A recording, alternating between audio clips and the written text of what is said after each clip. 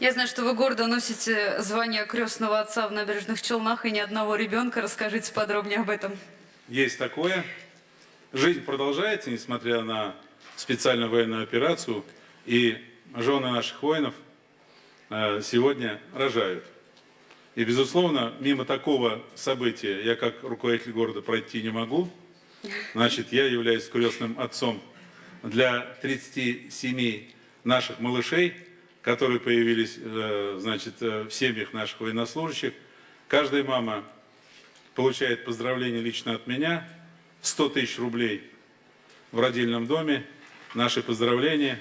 И, безусловно, это говорит о том, что город Набережные Челны своих не бросает.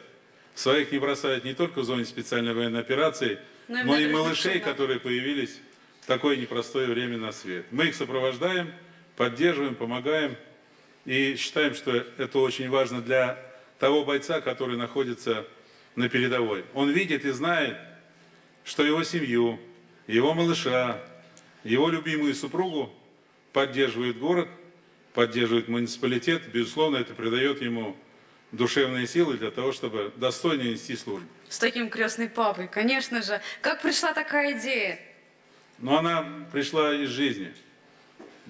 Видя то, что происходит вокруг нас, видя, что происходит с нашими семьями, мы увидели, что жизнь-то продолжается. И, безусловно, молодая мама в отсутствии своей опоры, я имею в виду мужчины, должна почувствовать о том, что она не одна. Но исходя из опыта жизненного, я такое решение принял. Мы нашли финансовые ресурсы, мы нашли отклик и поддержку со стороны наших депутатов городского совета. В родильный дом не только я хожу. В родильный дом ходят наши депутаты городского совета, государственного совета, представители трудовых коллективов, профсоюзных организаций. Но, выходя с малышом, мама, конечно, в определенной мере видит такую помощь и поддержку, но, безусловно, она радуется этому.